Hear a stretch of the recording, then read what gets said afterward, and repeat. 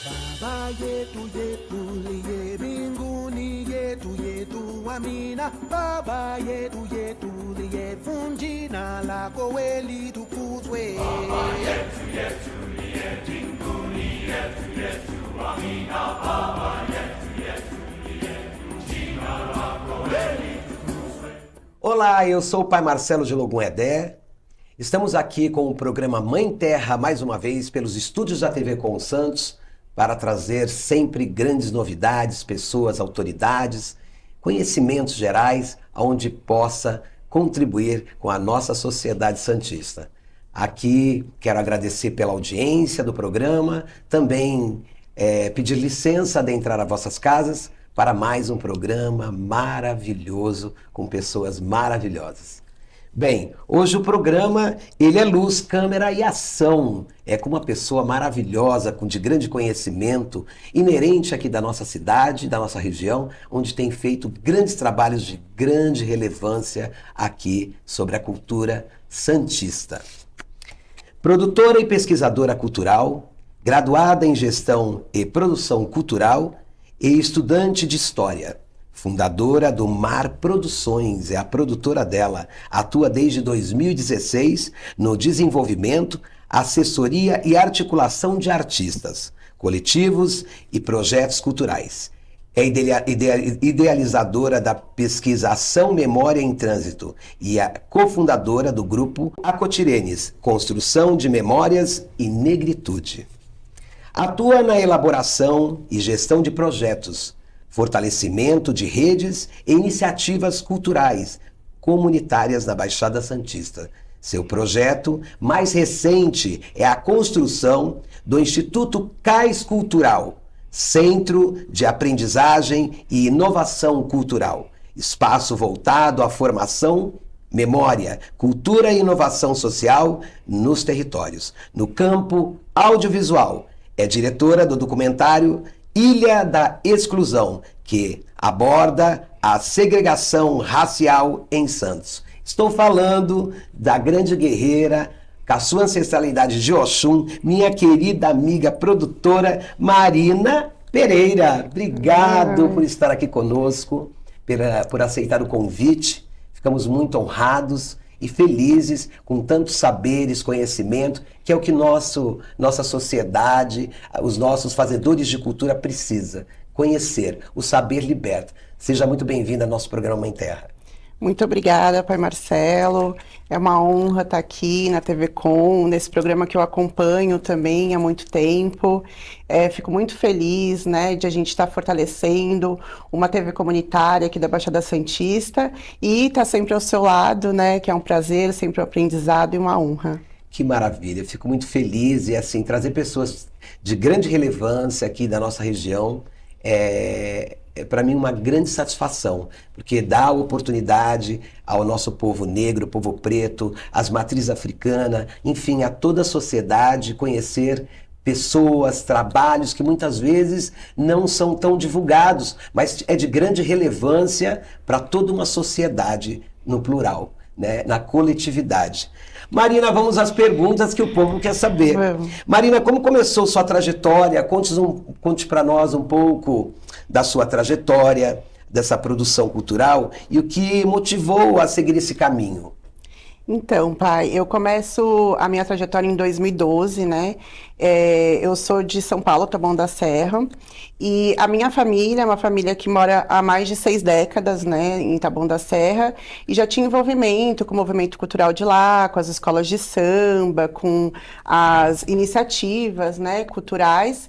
E eu começo a me interessar, a pensar, bom, eu acho que eu posso fortalecer, né, o meu território através de projetos. Então, em 2012, eu vou procurar um curso de elaboração de projeto. Eu trabalhava numa ONG, no Grajaú, em São Paulo. E nisso eu começo a adentrar esse universo, entender as possibilidades, né?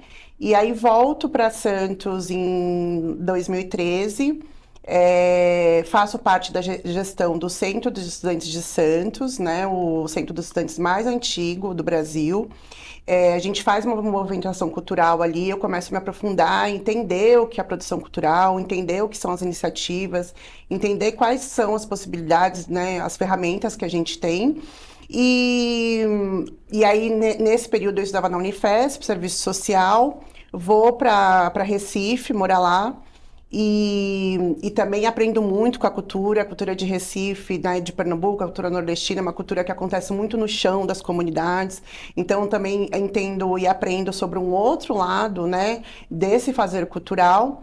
Volto a Santos, fundo a Casa Rizoma, que era um espaço colaborativo na Vila Nova, onde a gente... Foi pouco tempo de existência, mas a gente conseguiu fazer um burburinho. Mas com muita intensidade, pelo que eu vejo, né? Isso é maravilhoso. Foi muito intenso. A gente conseguiu articular ali uma rede muito importante. E aí eu fui para uma instituição, né? Trabalhar durante 6 anos, o Instituto Procomum.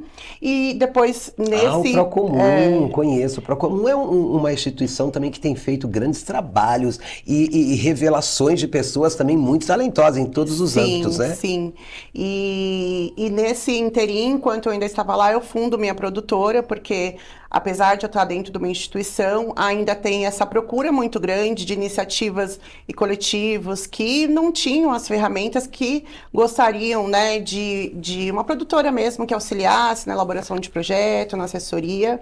Então... Algo mais exclusivo, mais focado, né? Eu acho que isso é muito importante.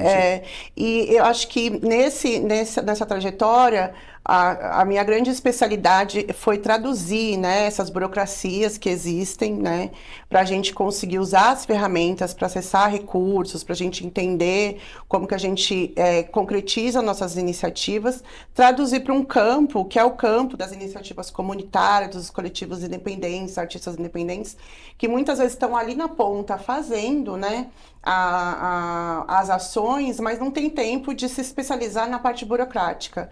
Então, eu acredito muito que a gente possa, né, a produtora e essas iniciativas possam potencializar, né, as suas ações através dessa parceria. Eu acredito que também a questão de você ser uma mulher negra, né, afrodescendente, e ter toda essa ligação astral, né, ancestral, de ser uma mulher também de Oxum, né, que fico muito feliz das nossas matrizes africanas estar despontando em várias áreas, porque eu volto sempre a falar em todos os meus discursos, Marina, que a nossa religiosidade é muito rica na sua cultura, né? Quero até mandar um beijo a Mogi das Cruzes, onde eu estive lá numa premiação maravilhosa com a coordenação do pai Danilo de Oxalá, que tem feito uns eventos, uma movimentação muito bacana através da religiosidade e ancestralidade dentro da sua instituição. E eu falei lá, né, pro governo, na hora da minha fala, que a religiosidade ela é muito importante, né, sobre a questão ancestral africana, mas o que tem grande relevância em todo o território nacional, né, que é trazido dos nossos ancestrais, é essa cultura que é vasta na gastronomia, na dança, nos tambores, na musicalidade, no canto, enfim, em tantas coisas, né, nas ferramentas. Digo que é vasta a cultura africana e na contribuição desse país. Então, eu acredito também que isso deve ser colocado para fora, porque já fazemos essa casa de acolhimento dentro dos terreiros, onde as pessoas conhecem toda essa cultura e que muitas vezes ela sai dos terreiros e vai para a sociedade, muitas vezes sem nome, ou então com outros nomes, com outros derivados, né, derivações ou designações. E eu acho que é muito importante que colocamos os nossos profissionais, os nossos artistas, os nossos conhecedores e mestres de saberes para fora e se colocar à disposição desse público, que é o público de matriz africana, onde precisa de tantas pessoas como você. Parabéns pelo trabalho lindo e vasto. Você atua há anos aqui na Baixada Santista, pelo que você falou, e veio, né, de uma outra cidade. E primeiramente, o que te fez se encantar pela cidade de Santos? Tem uma relação, né? Uma relação que já vem do meu pai. Meu pai trabalhava em navio, abarcado. Então, eu tenho até uma história, né, que minha mãe grávida, depois quando eu nasço, eu tinha uma nostalgia, assim, um pouco de mar, ficava com aquela angústia. E aí eu falei pra minha mãe que eu tinha uma memória de ela se despedindo do meu pai quando ele ia trabalhar. E ela falou assim, imagina, eu tava grávida, então eu tenho uma memória uterina, né? Olha, ancestral. Desse momento. E é essas coisas da vida que, né, vão trazendo a gente para lugares. Eu sou muito feliz de estar nesse território. Eu acho que, como o senhor falou, a gente tem muita gente talentosa, muita gente potente, a gente tem uma história política e social. Santos é a vanguarda do negro, né? É um portal onde recebeu milhares, né? Dezenas, centenas de negros e o povo do continente africano, né? Então, eu digo que Santos é a vanguarda do negro. Haja visto os quilombos que temos aqui, né? Vários quilombos, e são coisas várias históricas. Iniciativas, né? Nesse sentido que a gente tem essa memória mesmo de vanguarda e muitas vezes não tem essa valorização. Então, eu acho que, principalmente quando eu iniciei minha pesquisa sobre as memórias negras aqui da cidade, eu acho que selei, assim, esse vínculo, né, com esse território, porque eu entendi realmente que aqui existia esse lastro histórico, esse lastro de luta mesmo social, e aí fui me aprofundando e reconhecendo, né, na minha história também, na história da minha família, a história que existia nesse território. É um déjà vu, né? É um déjà vu. A gente nota que isso é uma coisa realmente ancestral, sim, né? Você, até porque você é de uma divindade da água, né? E todo o rio deságua no mar, né? É verdade. Então, eu acho que você, não tenho certeza, né? Que o rio veio desaguar no nosso grande mar aqui, onde fico muito feliz em estar recebendo pessoas como você. Eu digo eu no sentido como santista, né? Sim. Cidadão da cidade, nascido aqui, criado, permaneço e vou continuar. E me fala uma coisa, Marina, o que você acha sobre os impactos de querer fazer as coisas? Como que você lida com isso? Sobre esses trabalhos com as comunidades, a questão burocrática, como você vê tudo isso tramitando dentro da cidade de Santos? Então, pai, a gente tem uma realidade aqui na região onde as iniciativas comunitárias, os coletivos independentes, são muito excluídos, né, de políticas públicas, apesar da melhoria que houve nos últimos anos. A gente ainda tem essa dificuldade de profissionalização, de busca de recursos. Então, assim, percorrendo esse território, eu vejo a potência que há de iniciativas como Afroqueto no Guarujá, com mais de 25 anos, Coletivo Novo Paraíso, em Cubatão, aqui em Santos, o Arte no DIC também. A gente tem muitas iniciativas que são essenciais, né, para as comunidades, para as crianças, e tem essa característica de pessoas que estão sempre ali no campo da ação, né? Sempre na ponta, lidando com problemas sociais. E infelizmente, por conta de recursos, não tem uma equipe profissionalizada para buscar editais, para buscar políticas, né, que possam fortalecer essas iniciativas. Então, muitas vezes é feito sempre no sufoco, né? E aí eu comecei a perceber que, trabalhando em instituições de grande porte, que recebem financiamento internacional, que na verdade não é falta de dinheiro, né? Existe muito dinheiro, existe a cultura movimenta a economia, né? Um PIB enorme que movimenta anualmente, só que isso não chega nas pontas, né? Então fica muito concentrado na mão de poucas pessoas, e aí eu tenho esse trabalho realmente de falar, não, o que faltam são pessoas qualificadas para acessar esse recurso. Eu vou entrar nesse assunto profundamente, mas aguarda um pouquinho, depois dos nossos comerciais a gente volta já.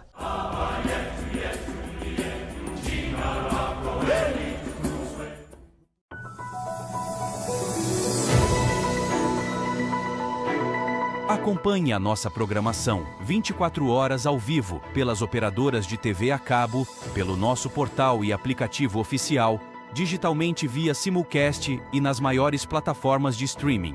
Saiba mais em tvconsantos.com/abrangência. Somos multiplataforma. Somos TV Com. O novo padrão de excelência em saúde chegou em Santos. 22 andares de inovação e cuidado. Estrutura completa para alta complexidade. UTI, enfermaria e apartamentos. Exames de imagem com precisão máxima. Maternidade, pronto-socorro obstétrico 24 horas e UTI neonatal de ponta. Hemodinâmica e unidade de transplante. Hospital Montserrat. Mais um projeto do Plano Santa Saúde. Acesse o portal da TV Com e acompanhe a nossa programação 24 horas ao vivo, interaja com as nossas redes sociais e fique por dentro das últimas notícias em nossa região, do país e do mundo. Confira também os nossos programas e conteúdos especiais. tvcomsantos.com. TV Com, interagindo com você.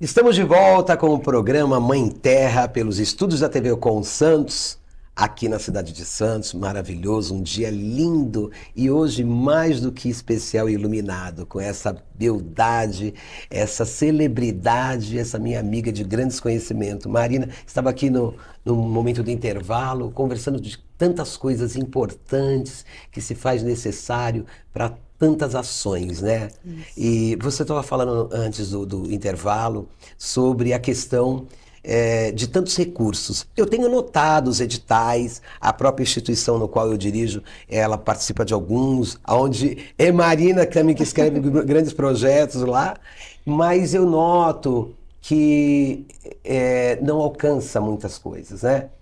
O que você acha que agora entre nós, quebrando todo um protocolo de estar fazendo um edital para uma formação de pessoas? Porque o que eu noto que, principalmente, eu vou falar pelo que me tange a mim, né? Como atriz africana, que nós temos uma carência imensa de conhecimento e de saber com quem fala, quem são as pessoas que fazem, até para chegar a você, Sim. né? Para chegar a você também é um problema, porque muita gente não sabe, né? E muita gente, às vezes, acaba não informando, também tem isso, né? A questão da empatia e de realmente as pessoas estarem na mesma fala, na mesma luta e tendo essa empatia de poder estar contribuindo com os menores, né? Para eles se tornarem amanhã maiores. Haja visto as grandes, inerentes às grandes ações e centros culturais que temos, que eles não fazem uma palestra onde faz um workshop com pessoas conhecedoras sobre a questão burocrática, para estar fazendo uma formação até para as menores. Sim. Eu acho isso de grande importância. Você já pensou nisso? Existe um edital para isso? Sim, já pensei. Obrigada pela pergunta. É muito importante. Porque a gente precisa realmente democratizar esse acesso, né? De como as iniciativas que dependem, que estão na base cultural, pode alcançar, né, esse lugar de estabilidade e sustentabilidade financeira. Então, através da instituição, do CAIS, que é uma instituição que eu estou criando, a gente vai trabalhar realmente nesse processo de profissionalização do campo cultural, né? A gente, acho que, como eu havia dito, tem muito recurso, mas tem poucas pessoas que têm essa capacidade técnica de acessar. E também tem uma outra lógica, que é a lógica da escassez, né? Eu gosto sempre de falar que a gente tem que operar sobre a lógica da abundância. Porque quanto mais abundante a gente conhecimento, recurso tem, mais a gente pode compartilhar isso com as outras pessoas. E parece que, às vezes, em algumas bolhas, né, no terceiro setor, no meio cultural, a gente opera num pensamento, bom, se eu dividir o conhecimento, eu fico sem. Esse é o grande... Eu noto isso, Marina, que esse lado tão... É até uma palavra meio pesada, falar mesquinho, né? Porque a coisa é tão grande, eu falo para as pessoas, a coisa é tão gigante que não vai secar. Não existe isso. Não existe. Até porque a questão cultural ela é muito ampla. Isso. E cada um oferece um produto de uma maneira muitas vezes parecida, mas nunca é igual. Não. né? Não, é. Eu digo até a gente tem a parte gastronômica lá no terreiro, onde a gente tem projetos, temos até barracas como expositores em feiras, e às vezes vai 2, 3 barracas de acarajé, de comidas afros, né? E comidas típicas, e muitas vezes cada um tem o seu tempero, o seu sabor. É como, gente, fazer um feijão em casa, fazer um arroz. Embora seja feijão, embora seja o mesmo feijão, embora seja o mesmo arroz, a mesma marca, o sabor é diferente, porque o tempero é diferente, né, Marina? Então, eu vejo que essas grandes instituições, elas não fazem esse chamamento, que eu acho que é necessário. E muitas vezes até inerentes do seu próprio segmento, né? E eu noto porque as pessoas, quando me buscam, é sempre para algumas orientações. Então, eu vejo que há essa escassez e essa necessidade de dar pelo menos um suporte inicial. Não que você vá perder, porque é o que você faz, você é uma produtora e você tem que viver sobre isso e disso, porque você estuda e se aprofunda e tem, né, embasamento técnicos e de todos, e com uma amplitude gigante, mas pelo menos início, porque nem todo mundo tem condição de chegarem, primeiro, não conhecer, né, não saber quem faz. Segundo, recurso, né? Gostaria de estar te contratando, já tem medo, porque o medo faz com que as pessoas também não avancem. Eu vou chamar, e quando sabe, é Marina, é a Paula, é o João, mas quanto que ele vai me cobrar? Quanto que isso vai me custar? Eu não tenho de onde tirar. Então, quer dizer, trazer esses esclarecimentos, que há uma possibilidade das pessoas atingirem, né, pessoas como você, ou pessoas que têm um pouco de embasamento para dar o chute inicial e depois bora buscar a Marina, que é uma mulher que já pode estar fazendo projetos maiores. Eu acho que isso é de grande importância. E você tem notado essa dificuldade, e além disso, segunda pergunta, uma embasada na outra, governo. Como que você vê, depois de entrar com esses projetos, dentro da determinação técnica que é exigido, eles estão também preparados, capacitados para estar recebendo isso tudo, essas demandas? Olha, pai, eu acho que a gente tem uma defasagem, né? A gente tem uma distância entre as políticas públicas e a base, porque melhorou muito, né? A gente... Acho que 5, 6 anos atrás a gente tinha editais muito mais burocráticos, muito mais inacessíveis do que é hoje. Então, houve uma tentativa, através do Ministério da Cultura, de facilitar esses processos, seja nas prestações de contas, seja no processo de escrita, porém ainda é muito distante dos territórios. Porque a gente sabe que, eu sempre falo, se o mestre de capoeira tiver que sentar 8 horas do dia dele para escrever um projeto, ele não vai ser o mestre de capoeira. Então, a gente perde uma potência por conta da burocracia. Então, eu sempre falo para as iniciativas que eu acompanho, eu trabalho com muitas organizações que têm CNPJ, está estabelecida burocraticamente há muitos anos, mas não sabem o que fazer com aquilo. Não sabem como operar. Não vai aquilo. longe, a instituição lá, né? A minha instituição, ano que vem, completa 40 anos, né? E acho que tem 3 ou 4 anos, no máximo, que a gente conseguiu acessar esses recursos, assim, e é um lá no começo do ano, outro no próximo ano, ou um no começo do ano e outro no final, e isso porque eu estou dentro desse universo, né, governamental, em conselhos, e mesmo assim eu não consegui atingir. Eu fico imaginando as pessoas que nem isso chegam a estar nesses espaços, né? E ter esse acesso. Então, eu acho que dificulta mais ainda.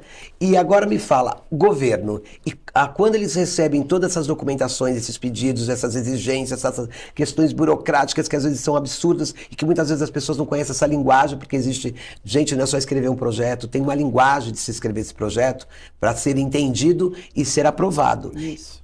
Esse governo, eu digo, nosso governo, você acha que está apto para isso? Eu acho que, apesar da melhoria, a gente tem esse distanciamento de... Primeiro tem a lógica dos editais, né? Eu costumo falar que se é edital, não é de todos, né? Então, a gente tem um número de vagas limitadas. Da pandemia para cá, através da Lei Paulo Gustavo, que é da Aldir Blanc I, que foi uma lei, um fomento, né? feito para os artistas durante a pandemia, a gente teve um processo de facilitação, né? Porém, ainda, a lógica de ter poucas vagas para muita demanda, né? Então, a maioria dos recursos públicos vem através de edital, né? Então, a gente coloca 10, 20, 30 vagas e aí ficam 1.000, 2.000, 3.000 pessoas fora disso. E, assim, não existe nenhuma justificativa burocrática, né? Que impeça outras formas de acesso a esses recursos que sejam para além do edital, né? Que seja para uma chamada pública mais facilitada para as pessoas. Então, acho que ainda falta a gente, enquanto governo, né, pensar realmente o que existe de demanda nesses territórios, né? Qual que é a demanda? Por exemplo, né, meu sonho é que todos os bairros, todas as comunidades tivessem 2, 3 centros comunitários. Porque às vezes a gente se limita, aqui só vai ter capoeira, ali não, podia ter dança, podia ter não, existe instrumentos, vários artistas anônimos, gente que faz artesanato, exatamente, gente que faz batique, mexe com roupa, moda. Nós temos a diversidade, que eu digo sempre, que existe uma diversidade no nosso país e uma criatividade. O brasileiro é muito criativo. Muito. Né? De um pedaço de pau, de um pedaço de madeira, ele faz uma escultura, ele vai numa praia, ele cata uma conchinha, ele faz um porta-joia. É tantas coisas, até que muitas vezes vem de recursos naturais e que ele cria em cima daquilo, com uma reciclagem que é muitas vezes sem autodidata, né? Sem uma instrução, que é incrível. Então, eu acho que essas coisas, até por conta de falar, uma coisa puxa a outra, né? Isso. Educação e cultura fortalece uma sociedade e nos dá segurança. Exato. Marina, eu precisava falar mais coisas, mas o nosso programa, ele é tão curtinho, então por esse motivo eu gostaria de fazer um pedido, se você pode vir no nosso próximo programa, que eu quero trazer grandes novidades para vocês e tenho certeza que vocês vão adorar. Quero agradecer aqui sua presença, mas vamos ter mais conversa no próximo programa, que eu tenho grandes perguntas que nossos telespectadores vão precisar saber. Suas considerações? Queria agradecer esse espaço, né? Acho que a produção cultural, a cultura, ela precisa, as pessoas precisam conhecer para ela além das ações, né? Entender que existe conhecimento por trás, entender que existe profissionais e uma economia. Então, fico muito honrada de poder trocar esse papo e, lógico, que topo estar no programa. Aguardem que teremos um programa maravilhoso no próximo. Eu tenho certeza que vocês vão adorar, porque vão estar ao par de algo maravilhoso que vai acontecer. Quero agradecer aqui a TV Com Santos, essa equipe maravilhosa que me recebe sempre com muito carinho, e a todos os nossos convidados, a Floricultura Gardênia do meu querido Felipe, que está sempre nos dando essas flores para embelezar essas mulheres que aqui chegam e dar sempre um mimo a elas. A loja Ilê Dogum, sempre que está me vestindo, né, com essas roupas africanas, que já faz parte da minha identidade, né, que é a querida Bruna, tem coisas maravilhosas na loja. E a Genial 013, gente. Olha as canecas, que inclusive uma delas é um mimo que damos para os nossos convidados. Que levam. E lá eles têm canecas lindas, confecções lindas. A Genial 013. Estou encerrando aqui o programa, deixo o meu axé, meu carinho e aguardem o próximo programa que teremos, vai ficar daqui, sobre editais, como acessar, como buscar e como escrever, como chegar até isso a você. Tudo pode, sonhar é viver e vamos em frente e vamos ter esperança, não de esperar, mas sim de acontecer. Axé. Baba yetu yetu liye mbinguni yetu yetu amina. Baba yetu yetu liye funjina lako weli tukuzwe. Baba yetu yetu